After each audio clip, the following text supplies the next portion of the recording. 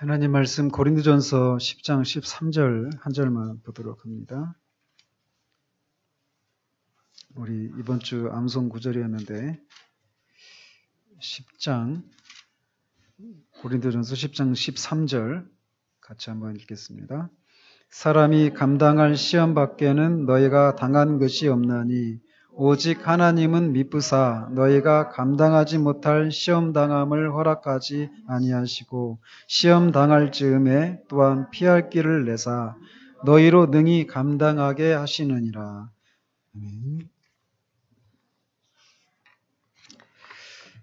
지난주에는 우리가 시험과 성화와의 관계를 살피면서 성화에 있어서 시험이 어떤 위치를 차지하는가를 이렇게 살폈습니다. 성화를 이룬다라고 할 때는 두 가지 측면으로 나타난다고 그랬죠. 하나는 죄를 짓지 않는 것, 죄를 이기는 것, 이런 것과 함께 또 하나는 적극적으로 의로운 삶을 살아가는 거예요. 거룩한 삶을 살아가는 것. 특히 이제 시험은 우리가 시험에 빠지면 죄를 짓게 된단 말이에요. 그런 측면에서 시험을 극복하는 것은 성화를 이루는 데 있어서 한 중요한 축이란 말이죠. 그래서 이 시험을 극복해야 죄를 짓지 않고 거룩함을 이루는데 시험을 극복하기 위해서는 시험이 가진 그 특징을 알아야 된다라고 말씀을 드렸어요. 그래서 시험이 가지고 있는 특징이 무엇이냐? 시험은 보편적이다. 이렇게 말씀드렸어요. 그래서 누구나 시험을 겪는다. 이 얘기를 했죠. 그래서 우리가 일반적으로 시험을 겪게 되면 시험 그 자체는 죄가 아니라고 그랬어요. 시험에 넘어지는 것이 죄이지 시험을 당하는 것이 죄가 아니에요. 근데 어쨌든 우리가 시험을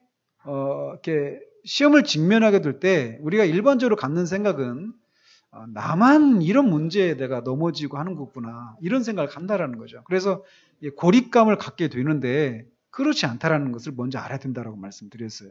그래서 시험은 나만 겪는 것이 아니라 모든 인간이 겪는 그런 것이다.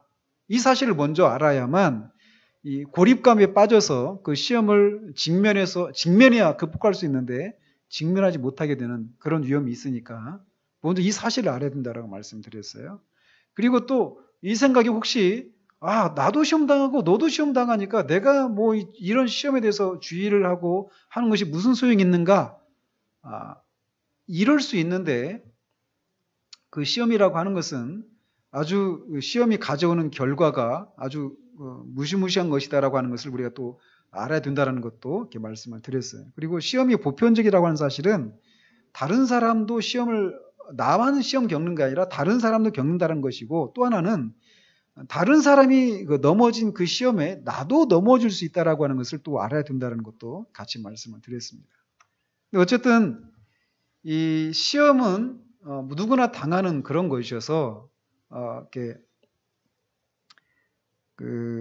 당하는 것이고 시험에 빠지게 되면 우리가 이 죄를 짓게 되는데 그 결과가 아주 무시무시하다. 이런 사실들을 이제 사도가 얘기를 하는데 궁극적인 목적은 시험이 이렇게 많은 하나님의 사람들을 넘어뜨렸던 그런 무시무시한 것이라는 것을 알게 하는 그리고 그 시험 앞에서 우리가 작다라고 하는 그런 것을 알도록 하는 것이 궁극적인 목적은 아니라고 그랬어요. 결국은 그런 무시무시한 시험을 이길 수 있도록 우리를 그 지점으로 이끌어 가기 위해서 이런 얘기를 하는 것인데 우리가 어떻게 우리보다 훨씬 크고 우리보다 훨씬 뛰어났던 그런 하나님의 사람들을 넘어뜨렸던 그 시험에 우리가 어떻게 맞서서 싸워서 이길 수 있는가? 결국은 이 시험보다 하나님이 더 크신 분이시다라고 하는 것을 아는 것으로 우리가 시험을 이길 수 있다. 이런 얘기를 지난주까지 했습니다. 바울이 이제 알려주고 싶은 것이 바로 이런 거죠. 그렇다면 이제 어떻게 우리가 이렇게 성경의 그런 인물들을 넘어뜨렸던 그런 위력적인 시험에 맞서서 우리가 싸울 수 있을까? 그들과 비하면 너무나도 작은 우리가 말이죠. 그에 대한 바울의 대답은 이 시험에 맞서 싸울 수 있는 하나님의 능력이 우리와 함께한다라는 것입니다. 이 하나님의 능력을 우리가 발견할 때 우리는 시험에 맞서서 싸울 수 있는 힘을 갖게 된다는 것입니다. 바울은 사람이 감당할 시험밖에는 너에게 당한 것이 없나니 오직 하나님은 미쁘사 너희가 감당하지 못할 시험을 허락하지 아니하시고 시험 당할 즈음에 또한 피할 길을 내사 너희로 능히 감당하게 하신다라고 말을 합니다. 결국 이 말씀을 통해서 사도가 말하는 것 중 하나가 무엇이냐면 우리가 당하는 시험을 하나님께서 통제하신다라고 하는 것을 우리에게 말해주고 있습니다. 너희가 감당할 만한 시험 이외의 것은 너에게 허락하지 않으신다. 그러니까 하나님이 허락하셔야만 시험이 우리에게 온다라는 거죠. 즉 우리가 받는 시험이 하나님보다 결코 강할 수 없다라고 하는 것이 바울의 얘기예요. 즉 하나님은 시험보다 크시다라는 것이죠. 바울은 하나님께서 우리가 감당할 능력이 없는 시험은 허락하지 않으시고 우리가 시험 당할 즈음에 피할 길을 내신다라고 말을 합니다. 그런데 사탄은 우리가 시험을 당할 때마다 이 사실을 믿지 못하도록 한다라는 거예요. 지금은 우리가 이런 말씀을 듣고 있을 때는 하나님이 우리가 감당할 수 없는 감당할 능력이 없는 시험은 허락하지 않으신다. 이걸 우리가 믿는다고 생각한단 말이에요. 그리고 시험 당할 즈음에 피할 길을 내신다. 이렇게 생각해요. 그런데 실제로 우리가 시험을 당할 때는 그렇게 생각하지 못하게 한다라는 거예요. 사탄이. 그래서 막 감당할 수 없는 그런 시험을 내가 겪고 있고 이 시험에서 도무지 빠져나갈 수 없을 것 같은 그런 생각을 갖게 된다라는 거예요. 그래서 사탄은 그렇게 우리가 시험을 당할 때마다 우리가 다른 사람보다 약점을 많이 가지고 있고 또 네가 지금 겪고 있는 그 시험을 네가 이길 수 없다. 이렇게 속삭이면서 우리를 절망하게 한다라는 거예요. 그러나 그러는 동안에는 우리는 시험을 맞서 싸울 수 없는 거예요. 그렇기 때문에 이 사실을 먼저 우리가 알아야 돼요. 하나님이 우리가 감당할 수 있는 그런 시험의 유효 것은 허락지 않으시고 반드시 피할 길을 내신다라고 하는 이 사실을 이 약속을 우리가 분명히 붙들고 있어야 되는 거예요. 자, 하나님은 우리가 시험을 당할 때 우리가 피할 수 있는 길을 내신다라고 말하는데 여기서 피할 길이라고 할 때 그 길이 원어로 보면 에크바신이라고 하는 그런 헬라어로 보면 에크바신이라고 하는 단어예요. 근데 이 에크바신은 길이라고 하는 그런 것으로도 번역이 되지만 더 정확한 그런 번역은 탈출구 이렇게 번역할 수 있습니다. 그러니까 이 에크바신 즉 탈출구라고 하는 말은 군사용어예요. 군사용어. 그러니까 이 소규모의 그런 전투 부대가 훨씬 더 많은 그런 대규모의 그런 부대에 적군에 둘러싸여 있는 그런 상황 가운데서 그 적군을 포위망을 뚫고 지나갈 수 있는 그 길, 그 탈출구 이런 의미라는 거죠. 그러니까 이런 그런 개념의 그런 군사적인 그런 용어를 쓰는 것을 통해서 바울이 또 하나 우리에게 알려주고 있는 것은 뭐냐면 이 신자들이 겪는 시험이 얼마나 위력적이고 급박한 상황인지를 이렇게 나타내주고 있는 거예요. 그냥 이 시험을 뚫고 지나간다 이게 그냥 해변가에서 비치 파라솔 펴놓고 그냥 누워서 주스 한 잔 마시면서 그냥 안일하게 그렇게 시험이 하나님이 길을 내셔서 그냥 우리가 룰루랄라 하면서 이렇게 지나가는 이런 게 아니라는 거예요. 싸움이 필요하다라고 하는 것을 우리에게 암시해 주고 있다는 것이죠. 실제로 우리는 이 세상에서 우리의 영적인 원수들에 포위되어 있습니다. 죄와 육체와 세상과 사탄이라고 하는 강력한 원수들에 의해서 포위되어 있는 상황에서 그런 상황에서 하나님이 피할 길을 내신다는 거예요. 우리가 그 옛날에 막 그 전쟁 영화들 막 보고 그랬잖아요. 그래서 적지에 갔다가 보급로도 다 끊기고 이제 무기도 얼마 안 남았고 총알도 얼마 안 남았고 인원도 얼마 안 되고 근데 지금 막 둘러싸여 있는 그런 적군은 어마어마한 그런 적군 숫자와 막 중무장한 그런 상태로 있는 백전백패죠. 그리고 완전히 이제 죽음을 각오하고 막 서로 이제 위로하고 이제 그런 상황에 있는데 그 적군을 뒤에서 뚫고 막 들어오는 구원부대가 그 적군을 뚫고 들어와서 이 사람들을 구해내는 이런 거 있잖아요. 그런 장면을 연상하게 한다라는 거예요. 하나님이 우리가 시험을 당할 때 그렇게 하신다라는 거예요. 그래서 우리가 이런 용어를 통해서 우리가 당하고 있는 시험이 엄청나게 강력하다라고 하는 사실을 말해주고 있죠. 그러면서 또 동시에 하나님이 그 모든 상황을 통제하실 수 있고 우리에게 힘을 주셔서 시험에 맞서 싸울 수 있게 하시고 우리에게 탈출구를 제공하신다라고 사도가 얘기하고 있어요. 그렇다면 이제 하나님이 우리로 하여금 탈출구를 제공하셔서 우리로 하여금 그 시험에서 이렇게 빠져나갈 수 있게 하시는 하나님이 제공하시는 탈출구가 무엇인가?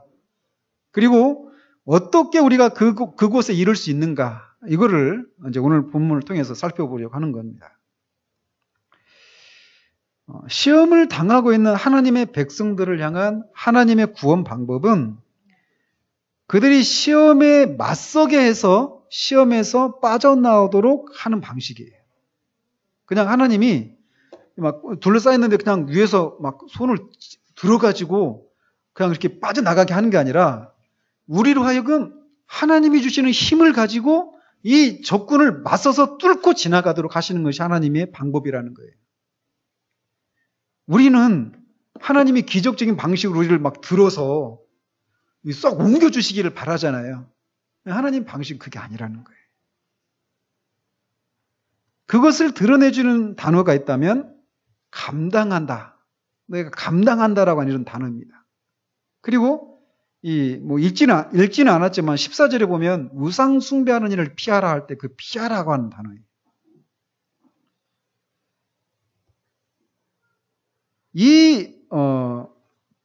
이 피하다, 감당하다라고 한 이 말이 감당하다라고 하는 것은 시험에 맞선다, 맞서 싸운다라고 하는 그런 개념을 우리에게 주고 피한다라고 하는 말은 말 그대로 시험에서 빠져나온다라고 하는 개념을 각각 나타내주고 있습니다. 말씀드린 것처럼 이 개념에서 우리가 알 수 있듯이 시험을 극복하는 것은 휴양지에서 편안하게 지내는 것과 같은 그런 인상이 아니라 전투를 연상하게 해준단 말이에요. 즉 우리 편에서의 노력 없이 저절로 시험을 피하게 될 것이라고 생각해서는 안 된다라고 하는 것을 말해주고 있는 거죠. 즉 우리에게 피할 길을 제공하시는 하나님의 은혜로 우리가 자동적으로 시험에서 빠져나오는 것이 아니라 이 하나님의 은혜에 우리가 반응해서 우리의 의무를 감당함으로써 시험을 극복하게 하신다라는 거예요. 그래서 하나님의 은혜와 우리의 의무와의 관계에 대해서 존 오웬은 이렇게 말을 합니다. 우리는 하나님의 은혜와 우리 자신의 의무에 관해 관심을 가져야 한다. 이 둘을 서로 모순되는 것인 양 분리하여 생각하려는 사람들이 있다. 이들은 성결한 삶이 우리의 의무라면 하나님의 은혜는 아무 소용이 없고 반대로 성결한 삶이 하나님의 은혜의 결과라면 우리의 의무는 필요치 않다는 논리를 내세워 그와 같은 결론을 내리고자 한다. 그러니까 하나님의 은혜와 우리의 의무가 서로 충돌을 일으킨다고 생각한다는 것이죠. 그렇지만 성화를 이루는 일에 있어서 우리의 의무와 하나님의 은혜는 서로 결코 상충되지 않는다. 두 가지 요소가 모두 절대적으로 필요하다. 우리는 하나님의 은혜 없이 의무만 이행할 수 없다. 마찬가지로 하나님이 우리에게 은혜를 주시는 목적은 우리로 하여금 우리의 의무를 이행하도록 하기 위함이다. 이 두 가지를 우리가 분명히 붙들고 있어야 돼요. 우리가 시험에 빠질 때 그 시험에서 건져주시기를 위해서 기도하잖아요. 하나님 은혜를 주시기를. 그런데 그러면서 하나님이 나를 그 시험에서 그냥 자동적으로 빠져나갈 수 있는 그런 은혜를 우리가 기대하면서 구하는데 그게 아니라는 거예요. 하나님 우리에게 은혜를 주시는데 은혜를 받은 우리는 어떻게 되느냐? 우리가 의무를 이행하는 거예요. 이 두 가지 요소가 같이 있다는 것입니다. 시험에서 빠져나가는 방식은. 그래서 때로는 하나님께서 우리 시험에 빠진 우리를 건지시기 위해서 기적을 사용하시기도 해요. 때때로. 기적을 사용하시지 않는 건 아닙니다. 그래서 전에 한번 그런 얘기했죠. 성령 세례 이렇게 하면서 어떤 그 알코올 중독자였던 사람이 회심을 하고 이제 그 집으로 돌아가는 길에 도중에 술집이 있단 말이에요. 근데 그 술집이 있는데 어떤 사람은 하나님이 그에게 성령 세례를 베푸실 때 그 술 문제에 대해서 완전히 기적적인 방식으로 그를 다루셔서 아무런 갈등이 없이 그냥 술집 앞을 지나갈 수 있어요. 근데 어떤 사람은 거기를 지나가려고 할 때마다 말할 수 없는 갈등과 막 싸움을 필요로 하는 그런 상태로 그를 그렇게 해줄 수 있단 말이에요. 우리는 하나님이 기적적인 방식으로 그렇게 하실 수도 있어요. 그냥 아무런 갈등이 없게 되는. 저는 담배 끊으려고 굉장히 애를 썼습니다. 어떤 사람은 담배 끊는데 막 하나님이 기적을 막 베푸셔가지고 어느 날 갑자기 일어나니까 담배가 아무 맛이 없어. 그래서 담배 끊었어. 이렇게 말하는 사람도 있어요. 저는 그럴 수 있다고 생각합니다. 저는 담배 끊으려고 몇 개월 걸렸어요. 그냥 까치 담배 사서 한 갑 사면 무조건 피니까 까치 담배 한 까치씩 사가지고 진짜 못 참을 때 한 번씩 그때마다 사가지고 피고 그렇게 하면 서서히 줄여갔거든요. 그러니까 하나님이 우리를 시험에서 건지는 방식은 기적적인 방식을 사용하시기도 해요. 그러나 일반적으로는 기적적인 방식이 아니라 하나님이 주신 은혜의 수단을 우리가 사용하는 것을 통해서 그 시험에서 빠져나오게 하신다는 거예요. 그래서 하나님이 우리에게 주신 일반적인 은혜의 수단이라고 하는 것이 우리가 알고 있는 것처럼 기도와 말씀 이런 거죠. 그리고 또 좀 더 성숙한 그런 신앙을 가진 사람과 이렇게 교제하고 하는 이런 것을 통해서 이렇게 빠져나오기도 하시고 뭐 그런 것을 가지고 그런 일반적인 방법을 통해서 하나님의 능력과 인도하심을 구함으로써 시험을 극복하게 하신다는 거예요. 이렇게 하려면 우리 편에서 능동적인 노력을 기울여야 한다는 거예요. 일반적인 은혜의 수단을 이용해서 시험을 극복하기 위해서는 탈출구를 제공하신다라고 하는 하나님의 약속을 믿고 낙심하지 않는 마음으로 모든 노력을 기울여야 합니다. 즉 우리가 우리 편에서 전투를 해야 된다는 거예요. 시험에 맞서 싸우기 위해서는 겸손한 태도로 우리의 있는 힘을 다해야 한다는 거예요. 그래서 하나님이 공급해 주신 모든 수단을 사용해야만 합니다. 즉 하나님의 사랑을 막 은혜를 구하면서 또 말씀으로 우리 마음을 무장시키고 기도로 또 호소하고 조언을 구하고 그렇게 하는데도 실패했을 경우는 실패를 뉘우치고 또 우리의 죄를 고백하고 이런 우리의 노력이 필요하다는 거예요. 그러니까 나는 하나님이 은혜를 주시지 않아서 나는 이 시험에서 빠져나갈 수가 없어. 이렇게 해서는 안 된다는 거예요. 하나님은 이런 과정을 통해서 우리의 인격을 단련하시고 우리를 성장하게 하십니다. 그러나 이런 과정을 통해서 우리가 시험을 이기고 성화에 이르렀다고 해서 그것이 하나님 앞에 공로가 될 수 있는 것은 아니에요. 이것에 대해서 이 루이스 벌콥이 축복의 수단, 은혜의 수단과 공로와의 관계에 대해서 이렇게 말을 합니다. 성화는 삼위 하나님의 사역이지만 성경에 따르면 특별히 성령의 사역에 해당한다. 그러니까 성화는 특별히 성령의 사역이란 말이에요. 인간이 그 성령과 협력할 수 있는 특권을 부여받을지라도 그가 그렇게 할 수 있는 것은 성령이 날마다 그에게 능력을 주시기 때문이다. 영적 성장은 인간이 스스로 성취할 수 있는 것이 아니라 하나님의 은혜로 인한 결과다. 도구로 사용된 것을 내세워 공로를 주장할 수는 없다라는 것이죠. 그러니까 하나님이 우리가 이 성화를 이루어가는 데 있어서 그런 은혜의 수단을 적극적으로 활용해야 돼요. 그러나 그렇게 해서 우리가 그 시험을 이기고 성화 이루었다 해서 내가 이렇게 했으니까 성화 이루었지 이렇게 생각해서는 안 된다는 거예요. 왜? 그 도구조차도 하나님이 주신 것이기 때문에. 그렇게 할 수 있는 그런 능력을 주신 분이 성령이시기 때문에. 그렇다고 해서 그 능력을 주시기 전까지는 나는 아무것도 할 수 없다 하면서 우리가 그냥 가만히 기다려서도 안 된다는 거죠. 이 두 가지가 서로 충돌을 일으키는 게 아니라는 거예요. 여기서 좀 다시 한번 짚고 넘어가야 할 것이 있는데,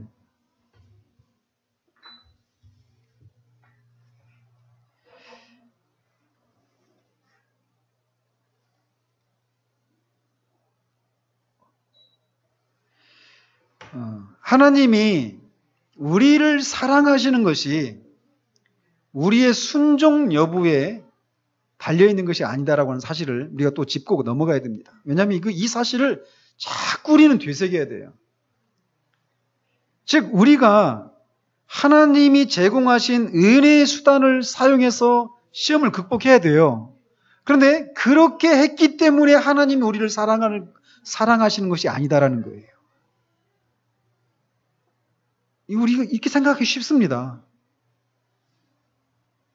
하나님께 또 반대로 설령 우리가 시험을 극복하는 일에 실패한다고 하더라도 하나님은 여전히 우리를 사랑하신다라고 하는 사실이.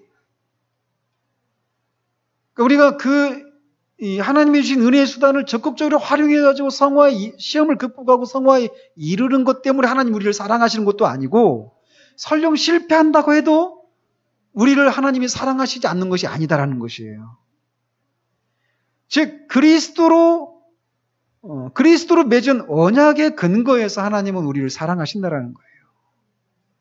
따라서 하나님이 우리를 사랑하시는 일에는 우리의 순종 여부가 개입할 수가 없어요.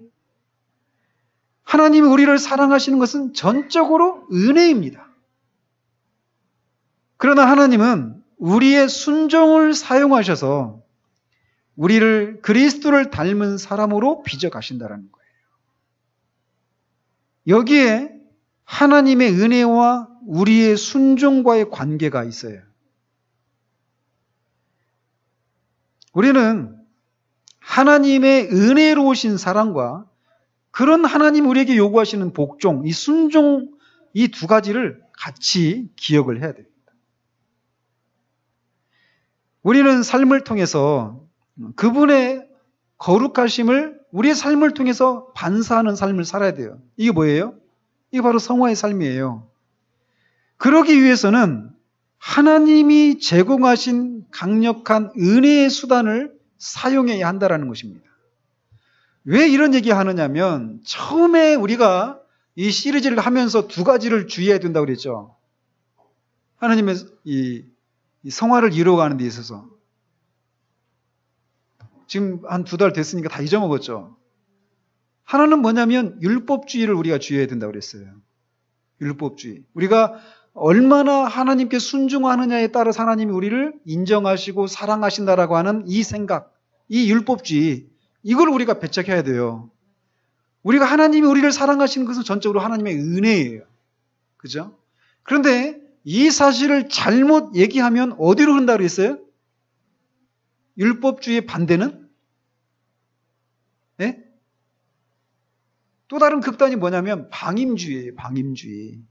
그래서 하나님이 우리를 사랑하시는 것은 하나님의 은혜다.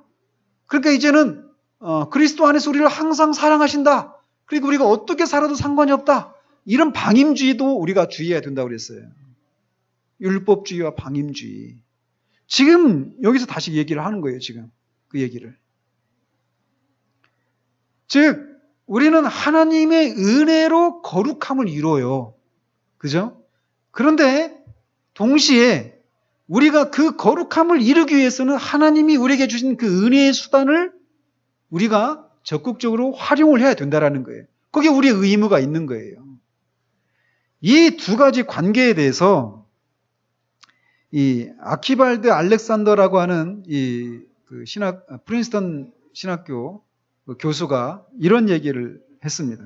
우리나라도 그 아키발드 알렉산더 회심에서 임종까지, 영적 체험 회심에서 임종까지라는 책이 있어요. 그 책도 굉장히 좋은 책인데 꼭 읽어보시기 바랍니다. 근데 그분이 이 은혜와 복종이라고 하는 이 두 가지 요소 가운데 어느 하나를 무시할 경우에 이런 위험이 초래할 수 있다라고 이 브라이언 채플이 그의 말을 이렇게 인용하고 있어요. 거기 보면 전 전적으로 여기에 동의합니다. 잘 들어보십시오. 이 세상에서 가장 어려운 일 가운데 하나는 이미 하나님이 아무런 조건 없이 우리를 용서하신다는 사실을 확신하는 일일 것이다. 이게 여러분 어려운 일이라고 생각하십니까? 하나님이 우리를 아무런 조건 없이 우리를 용서하신다는 사실을 확신하는 거. 이게 하나님의 은혜를 믿는 게 쉬운 일이 아니에요. 이분이 말하는 것처럼 이게 가장 어려운 일 가운데 하나라고 말해요. 특히 도덕 폐기론의 위험을 초래하지 않고 이 교리를 전하는 일은 결코 쉬운 일이 아니다. 하나님의 은혜를 강조하면 반드시 방임주의의 그런 위험에 노출된단 말이에요. 그런 위험을 초래하지 않고 이 교리, 하나님이 이미 우리를 사랑하신다. 그리스도 안에서. 이 교리를 전하는 것이 쉽지 않아요. 사실 이렇게 할 수 있었던 적이 거의 없었다고 해도 과언이 아니다. 여러분 이게 무슨 말인지 아시겠습니까? 저는 막 지나온 교회들 속에서 이것 때문에 굉장히 힘든 시간들을 보냈어요. 그래서 이 말이 정말 저한테는 너무너무 이렇게 절절하게 다가옵니다. 하나님의 은혜를 말하면서 또 동시에 인간의 의무를 이렇게 말하는 거. 하나님의 은혜를 침해하지 않으면서 또 방임주의 아닌 그 인간의 의무를 말하는 거. 이 두 가지를 균형을 갖고 얘기하는 것이 거의 없었다라고 말해도 과언이 아니다라고 말할 정도로 어려운 일이다라고 말하고 있어요. 이게 뭐예요? 하나님의 은혜를 말하면서 우리 인간의 의무를 말하는 게 이게 바로 복음이에요. 이게 복음을 전하는 건요 쉬운 게 아니에요. 인간의 의무만을 강조하면 율법주의입니다. 하나님의 은혜만을 강조하면 방임주의예요. 근데 이 하나님의 은혜와 인간의 의무를 균형을 가지고 얘기하는 게 바로 복음이에요, 이게. 근데 그걸 전하는 게 쉽지가 않다라는 거예요. 기독교인은 필요한 자양분을 공급받지 못하면 연약하고 비쩍 마른 존재가 될 수밖에 없다. 복음을 듣지 못하면 이렇게 됩니다. 방임주의도 우리를 영적으로 비쩍 마른 존재로 만들 뿐만 아니라 율법주의도 그래요. 율법주의도 결국 우리를 그렇게 피폐하게 만듭니다. 영적 성장을 가져오는 수단은 믿음이다. 인간의 공로가 조금도 개입됨 없이 하나님의 은혜가 거저 주어진다는 교리를 믿는 것이 바로 믿음이다. 하지만 조심하지 않으면 악에 빠질 가능성이 있다. 복음에 명시되어 있는 대로 하나님의 은혜를 온전히 인식하게끔 실천적으로 가르치지 않는다면 기독교인들 사이의 영적 성장은 결코 이루어지지 않을 것이다. 우리는 오직 하나님의 은혜에 의해서만 거룩해질 수 있습니다. 따라서 우리는 하나님 앞에서 자랑할 것이 아무것도 없어요. 그렇지만 그렇다고 해서 우리가 아무것도 하지 않고 있으라는 뜻으로 이것을 곱게 해서는 안 된다는 거예요. 하나님의 은혜와 함께 우리의 의무를 수행하는 것이 같이 간다는 것이죠. 신앙의 성장을 도모하고 하나님과 동행하기 위해서는 하나님의 계명, 이것 또한 은혜로운 것임을 깨달아야 합니다. 하나님의 계명을 지킴으로써 우리는 우리가 사랑하는 하나님을 영화롭게 하고 그분이 사랑하는 사람들을 사랑하고 모든 위험에서 벗어나 그분이 주시는 축복을 발견하게 됩니다. 우리의 복종이 공로가 될 수는 없어요. 그렇지만 복종은 하나님의 사랑이 우리의 삶을 변화하게 만드는 도구적인 수단입니다. 복종이 공로가 되지는 않아요. 그러나 하나님의 사랑을 경험하는 도구적인 수단이라는 것이죠. 시험을 당할 때 복종하는 것이 쉽지 않지만 시험을 이길 수 있게 해주신다는 하나님의 약속을 믿고 맞서 싸울 수 있어야 된다는 거예요. 그러니까 시험에서 극복하는 것은 하나님 은혜로 우리가 시험에서 벗어나지만 그 은혜에서 벗어나는 데 있어서 먼저 우리에게 요구되어지는 것은 하나님이 주신 일반적인 은혜의 수단을 가지고 싸우는 것이 필요하다는 거예요. 그러나 그것이 우리가 시험을 극복하게 한 어떤 공로가 될 수는 또 없다라는 것입니다. 그러나 어떻습니까? 우리의 경험을 봐도 그렇고요. 우리가 이렇게 하나님이 우리가 감당할 만한 시험만 허락하시고 우리가 피할 길을 마련해 주신다라고 하는 이런 약속을 믿고 우리가 시험에 맞서 싸운다고 해서 반드시 그것을 극복하리라고 하는 그런 보장은 없어요. 한번 보십시오. 우리가 이것을 믿고 싸워서 은혜 수단을 막 적극적으로 활용해서 얼마나 많은 경우에 싸워서 이겼는지. 오히려 어떤 상황에서는 시험을 이렇게 맞서 싸우라고 하시면서 또 어떤 경우에는 시험을 받을 기회를 사전에 차단하는 것이 시험을 극복하는 또 다른 길이 될 수 있다고 말합니다. 따라서 14절에 피하라고 하는 말에 담겨 있는 의미를 새겨볼 필요가 있어요. 그러니까 이 우상 숭배를 할 수 있는 그런 그 시험 앞에 우리가 맞서서 막 싸우는 것이 아니라 우상 숭배할 수 있는 그런 위험을 아예 피하라는 것이에요. 그러니까 우리가 시험을 맞서서 극복해야 되지만 또 다른 경우에는 아예 시험 자체를 우리가 당하지 않도록 피하라는 것입니다. 이게 하나님의 방식이라는 거예요. 하나님은 우리가 시험을 맞서 싸워 극복할 수 있는 능력을 주십니다. 그러나 그렇다고 해서 우리가 의도적으로 시험 당할 수 있는 상황에 우리 자신을 그렇게 세워놓고 시험에 맞서 싸우려고 해서는 안 된다는 거예요. 우리는 종종 시험에 빠져서 죄 가운데 있을 때 그 상황에서 빠져나갈 수 있도록 하나님께서 힘을 주시기를 구합니다. 그러나 그런 간구에 하나님의 응답은 시험을 극복할 수 있는 힘을 주시는 것이 아니라 시험 받는 자리에서 피하라 라고 하는 것이 하나님의 응답이 될 수 있다는 거예요. 그런 얘기들이 잠언에 많이 나오잖아요. 음행을 할 수 있는 그런 위험, 그 음녀가 있는 그 골목을 피해서 가라고 하잖아요. 젊은 청년에게. 그죠? 하나님의 말씀은 우리에게 시험을 피해 달아나라고 말씀하십니다.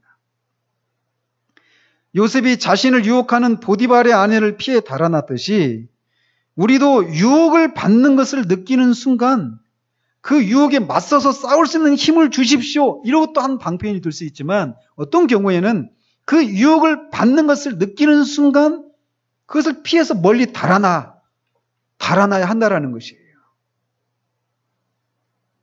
그러므로 우리는 우리의 모든 삶의 측면들을 자세히 살펴볼 수 있어야 됩니다. 그리고 우리가 죄에 빠질 위험을 발견하는 순간 기꺼이 그곳에서 발을 빼야 돼요. 막 아이들을 향해서 막 화를 막 내려고 하는 그런 상황이 있을 때 이 화를 내지 않을 수 있도록 도움을 주십시오, 힘을 주십시오가 아니라 그 자체를 만들지 않는 거죠. 피를 빼는 거예요. 하나님께 불순종하게 만들고 그분과의 관계를 손상시키는 것들로부터 우리는 도망해야 합니다. 그런 게 많잖아요. 우리 주변에. 우리를 하나님부터 멀어지게 만드는 것들. 이렇게 영화랄지, TV랄지, 그 자체가 지금 제가 악이라는 게 아닙니다. 우리를 하나님으로부터 멀어지게 만드는 경우들, 특수한 경우들을 말하는 거예요. 사람들과의 관계도 그렇고, 어떤 음악도 그렇죠. 어떤 책도 그렇고, 이런 것들이 다른 사람들에게 문제가 되지 않을 수 있어요. 그런 것들이. 그러나 나한테 그게 문제가 된다면 그렇게 나로 하여금 문제가 되게 만드는 그 상황들로부터 미리 우리가 피하라는 것이에요. 우리를 유혹하는 것을 피하려면 때로는 우리는 유혹을 받을 수 있는 장소와 실제로 거리를 두는 경우도 필요합니다. 예를 들어서 직장에서 퇴근할 때 집에 돌아오는 길에 반드시 이렇게 지나게 되는 어떤 길이 있어요. 근데 거기는 가면 늘 우리 마음이 어떤 유혹을 받고 그럴 수 있는 장소가 있을 수 있잖아요. 예를 들면 우리가 사는 데는 그런 데가 없겠지만 예를 들면 그렇다는 거죠. 그런 경우에는 그런 유혹을 받을 수 있는 그런 장소를 피하라는 것이죠. 또 심한 경우에는 직장을 바꿔야 될 그런 필요도 있는 것이고요. 그런 시험에 우리가 빠지게 된다면 말이에요. 술 만드는 회사에 있으면서 날마다 술을 먹게 되는 상황이 있는데 나를 이 상황에서 술을 안 마실 수 있도록 도와주십시오. 이렇게 구할 것이 아니라 피하라는 것입니다. 그렇게 할 수 있는 것, 그것이 또 하나님이 인도하라는 거예요. 나쁜 친구를 사귀면서 그 친구 때문에 날마다 마음이 하나님으로부터 멀어지게 되는 그런 상황이 있는데 만나면 날마다 그 마음이 그렇게 그 하나님으로부터 멀어지게 만드는데 이 친구를 만나가지고 내가 하나님으로부터 마음을 지킬 수 있도록 도와주십시오. 이게 아니라 나쁜 친구를 끌으라는 거예요. 그게 피하는 것이라는 것이죠. 텔레비전 어떤 드라마 이런 거 보면서 자꾸 내 생각이 거룩함이 아니라 다른 죄를 향해서 가고 있는데 그거 보면서 내가 절대 영향을 받지 않을 수 있도록 하나님 더 강력한 은혜를 주십시오. 이게 아니라는 거예요. 피하라는 거예요.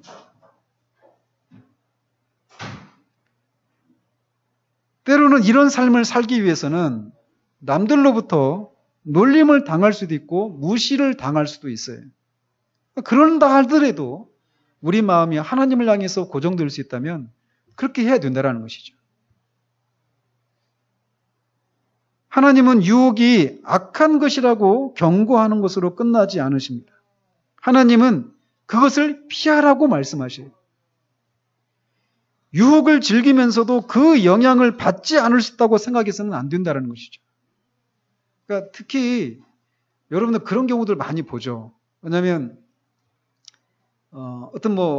특히 이제 목회자들이 그런 위험에 많이 노출돼요. 왜냐하면 이렇게 사람들을 만나잖아요. 사람들을 만나는데 어떤 사람들이 주로 그럼 목회자들을 찾습니까? 문제가 없는 사람들은 많이 안 찾아요. 그죠? 문제가 있는 사람들이 찾거든요. 근데 그래서 저한테 오는 것을 내 문제가 그렇게 일반적으로 생각하는 거 아니에요? 또 아이고 내가 나를 그렇게 생각하고 있었구나 이렇게 생각하시면 안 돼요 지금. 그러니까 그렇게 일테면 이 마약을 하는 사람들을 이제 복음으로 우리가 복음을 전하고 함께 주님께 이끌어야 하잖아요. 그런데 그런 일을 하면서 진짜 자기가 또 그런 사람이 되어버리는 경우들이 있어요. 실제로. 가지고 이렇게 몸 파는 여인들을 이렇게 복음 전도하려다가 자기가 그렇게 되어버리는 사람도 있고. 그러니까 이런 얘기들이 뭐냐면 이 유혹을 받을 수도 그렇다 해서 그런 사람들에게 복음을 전하지 말라는 얘기가 아닙니다. 유혹을 받을 수도 있는 상황 가운데 자신을 스스로 막 노출시켜 놓고 받지 않을 수 있도록 도와달라고 이렇게 하지 말아야 될 경우들이 있다라는 거예요. 이 얘기를 하고 싶은 거예요. 우리는 그런 경우에 다른 길로 행해야 됩니다. 유혹을 가까이 하면 충동이 일어나서 무력하게 그것에 굴복하기가 쉽습니다. 성경은 아예 유혹을 가까이 하지 말라라고 말을 해요. 나는 이 정도니까 나한테는 뭐 이게 문제가 되지 않아. 이런 생각을 가져서는 안 돼요. 지난주에도 말씀드린 것처럼 하나님의 그 강력한 하나님의 사람들도 시험 앞에 무너졌어요. 결코 자신해서는 안 돼요. 유혹을 받아서 저항하기 힘든 상황에 스스로를 그렇게 두어서는 안 된다는 것이죠. 그런 상황과 거리를 두어야 합니다. 아울러서 믿음의 친구들이 해주는 조언을 잘 받아들이도록 해야 합니다. 자, 그럼 이렇게 하나는 시험에 맞서서 싸워야 돼요. 하나님이 주시는 그런 이 은혜의 수단을 적극적으로 활용하는 것을 통해서. 또 하나는 아예 그 유혹을 받을 수 있는 그런 장소에서 피하는 거죠. 자, 그런데도 설사 피할 길이 있다고 하더라도 그 길이 죄의 길에 서 있는 것보다 더 낫다, 더 좋다라고 하는 그런 확신이 없으면 우리는 그 길을 선택하려 들지 않을 것입니다. 그렇지 않아요? 죄의 길보다 피할 길이 더 낫다라고 하는 확신이 있어야 돼요. 더 좋다, 그게. 그렇다면 우리를 죄의 길이 아닌 다른 길을 선택하게 만드는 것이 무엇인가라는 거죠. 사실 이것이 결정적인 거죠. 그것은 바로 우리를 향한 그리스도의 사랑입니다. 사랑이에요. 이런 이유에서 우상 숭배를 피하라고 하는 그런 명령에 의해서 성찬에 대해서 바울이 논하고 있는 거예요. 물론 바울이 성찬에 대해서 다루고 있는 것은 당시 고린도 교인들이 성찬을 행할 때 잘못 행하고 있는 것을 바로잡기 위한 것이 1차적이에요.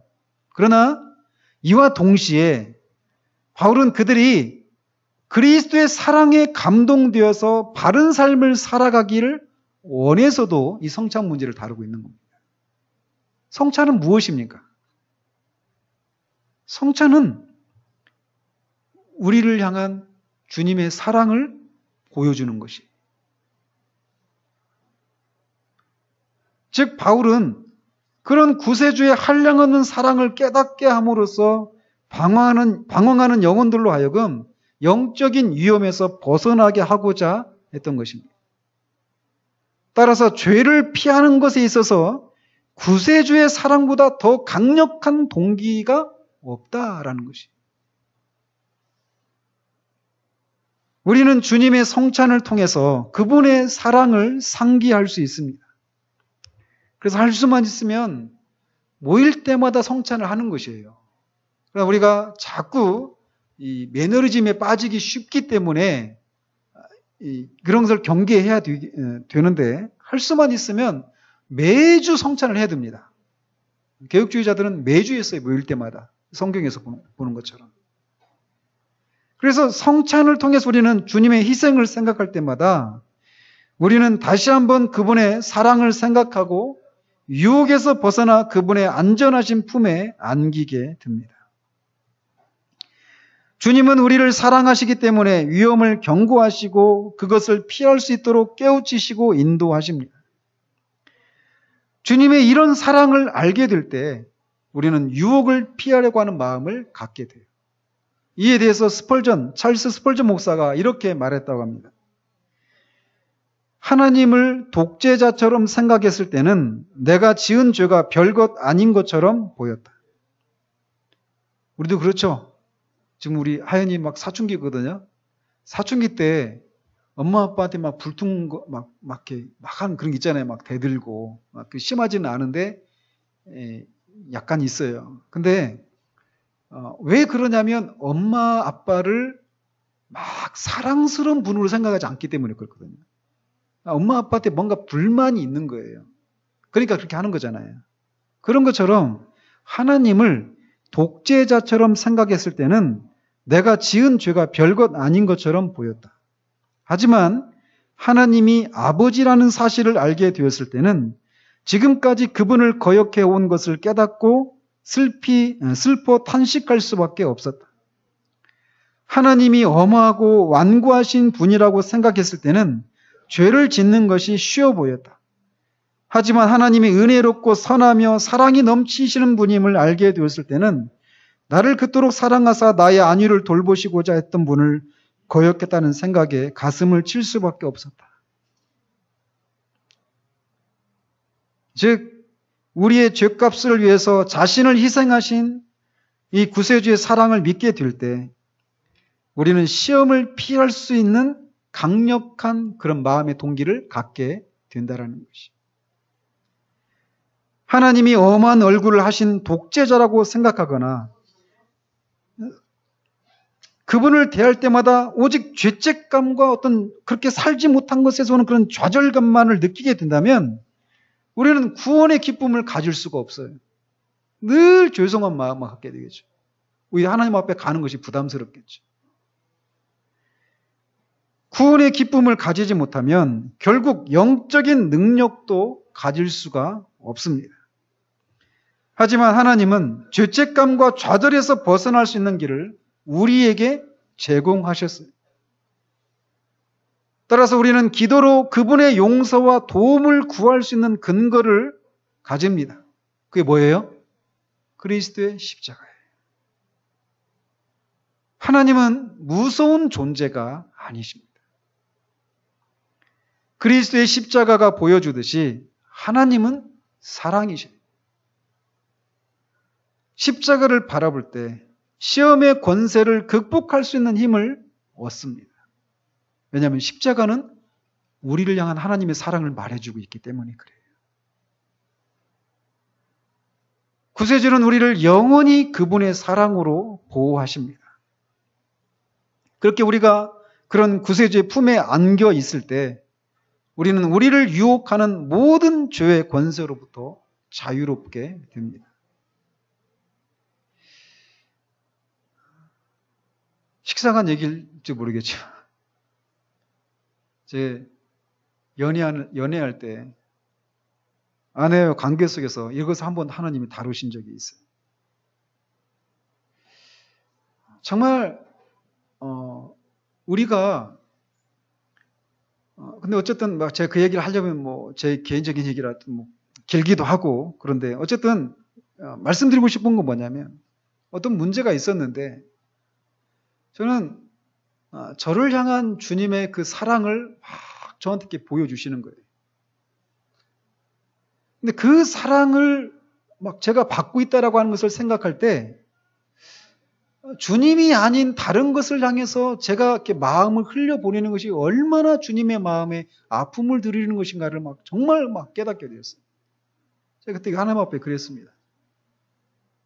주님 앞에 주님을 향한 그리움과 갈망만 남겨놓으시고 다 가져가십시오. 그 어떤 것도 제 마음을 유혹할 수가 없었어요. 그냥 주님의 사랑만 나한테 있다면 내가 어떻게 되어도 상관없고 모든 것을 잃어버려도 상관이 없다. 이 마음이 막 제 마음에 가득 찼습니다. 우리가 시험을 맞서 싸워야 돼요. 그러나 어떤 경우는 시험을 피해야 됩니다. 아예. 그러나 그 피하는 것이 주님의 피하는 것보다 죄의 길에 있는 것이 더 좋아 보인다면 우리는 피하지 않아요. 어떻게 우리가 그 죄의 길에서 벗어날 수 있는가? 사랑이에요. 그 주님의 사랑을 우리가 알 때 그거하고 견줄 수 있는 것이 아무것도 없다라고 하는 것을 깨닫게 되는 거예요. 우리는 다시 처음으로 돌아갑니다. 무엇이 우리로 하여금 하나님을 기쁘시게 하는 그런 삶을 살 수 있도록 우리를 움직입니까? 사랑이에요, 사랑. 우리를 사랑하신다라는 거예요. 특히 이렇게 시험을 겪으면서 마음에서 갈등하고 있는 그 얼마나 부끄럽습니까? 주님 앞에 우리 마음을 다 들켰는데. 그런데 그런 우리를 주님이 사랑하신다라는 거예요.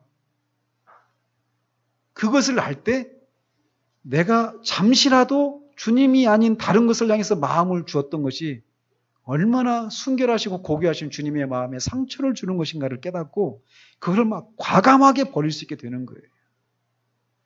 그런 과정을 통해서 우리는 점점 주님을 더 닮아가고 주님으로만 만족하게 되고 자꾸 그렇게 가는 거예요.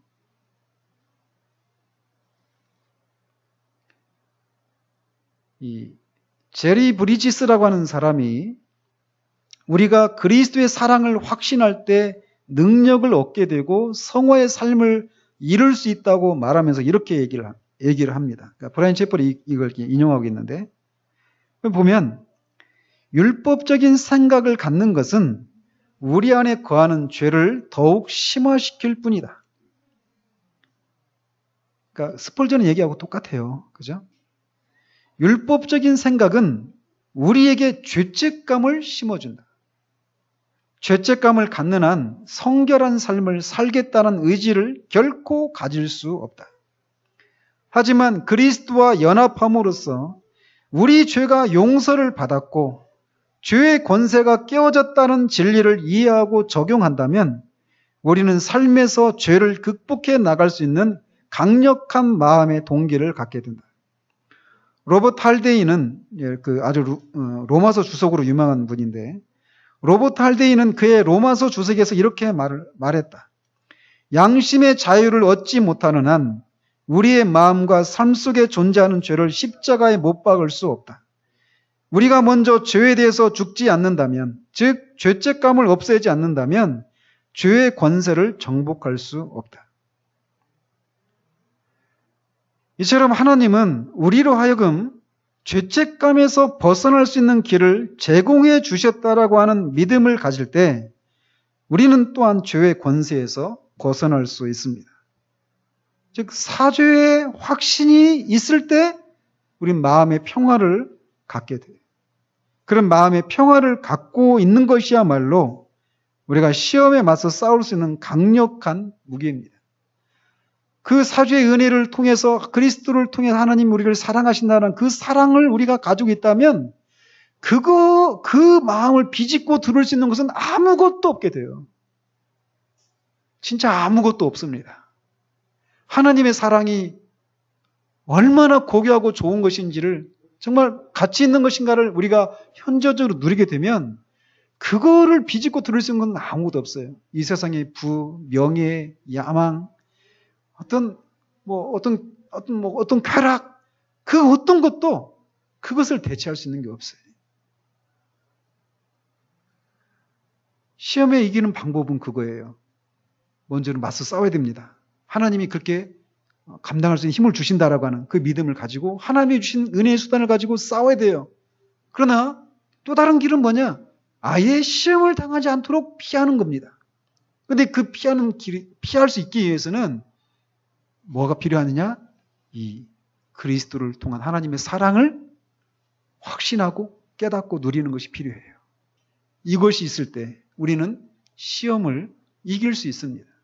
자, 그렇다면 지금 내가 현재적으로 어떤 시험에 이렇게 빠져 있다면, 그래서 하나님으로부터 우리의 마음이 멀어져 있고 갑자기 이 하나님의 뒤를 따라가는 이 삶이 버겁고 힘들고 어떤 자원한 마음이 없는 이런 상태 가운데 있다면 무엇을 돌아봐야 될까요? 우리 안에 십자가를 통해서 나타난 하나님의 사랑이 내 가운데 절대적인 가치로 자리하고 있지 못하다는 것을 말해주는 것이에요. 그러므로 십자가를 보십시오. 거기에 말씀합니다. 자넷 파스칼이 그런 노래 했죠. 십자가에서 붉은 글씨로 쓰여졌다고. I love you. I love you. 그것을 할 때 우리는 이깁니다. 그 어떤 강력한 시험이라도. 기도하겠습니다.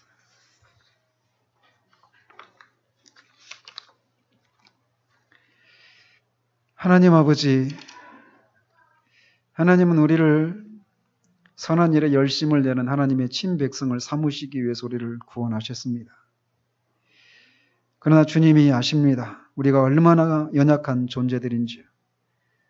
정말 이 세상의 육체의 죄로 사탄과 같은 영적인 원수에 둘러싸여 있는 우리가 얼마나 쉽게 유혹에 넘어지고 얼마나 쉽게 우리의 마음이 이렇게 무너져서 하나님으로부터 마음이 떠나고 하나님을 섬기는 이 길이 자원함과 기쁨이 아니라 정말 억지로 하는 것 같은 아무런 기쁨도 없이 그렇게 살아가기 쉬운 존재인지를 주님이 아십니다.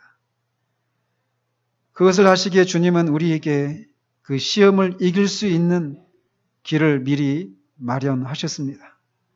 먼저는 우리에게 그 시험을 맞서 싸울 수 있도록 우리로 하여금 힘을 주시고 우리로 하여금 영적인 그런 수단들을 사용함으로 시험에 맞서 싸울 수 있도록 우리를 독려하십니다. 그러나 뿐만 아니라 때로는 주님은 우리에게 시험을 피하도록, 시험을 받을 수 있는 그 길에서 벗어나도록 또 우리에게 요구하십니다.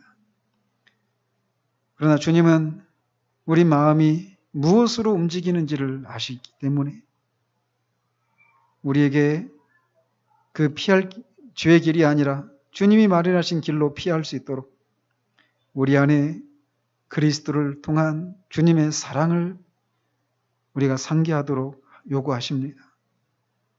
하나님, 우리 사랑하는 지체들이 정말 이 땅을 살아가면서 날마다 이 시험에 노출되어서 우리 마음이 얼마나 그렇게 공격을 받기 쉬운 상태 가운데 있는지 주님 아십니다. 주님, 다시금 십자가를 바라볼 수 있도록 주님 우리를 이끌어 주시옵소서. 그 십자가에서 붉은 글씨로 나는 너를 사랑한다. 나는 너를 사랑한다라고 하는 그 주님의 음성을 듣는 우리들 될 수 있도록 주님 도와주시옵소서. 그 주님의 사랑과 견줄 수 있는 것이 무엇이 있겠습니까? 하나님, 다시금 우리에게 그 사랑을 다시금 확인시켜 주심으로 다시금 주께서 우리에게 맡겨주신 그 삶을 기쁨으로 자원함으로 감당하게 하시고 정말 우리의 갈 길이 멀어 보이고 아득해서 정말 때로는 지칠 때마다 우리가 오늘 산 것만큼 그렇게 하루가 또 주님께로 가까이 다가오졌다는 것을 기억하고 그렇게 하루하루를 주님이 주신 그 방식을 따라 시험을 이기며 그렇게 살아가서 우리가 시간이 지나면 조금 더 주님을 닮고 조금 더 거룩한 그런 사람들로 자라갈 수 있도록 주님 이끌어 주시기를 원합니다. 예수 그리스도 이름으로 기도합니다. 아멘.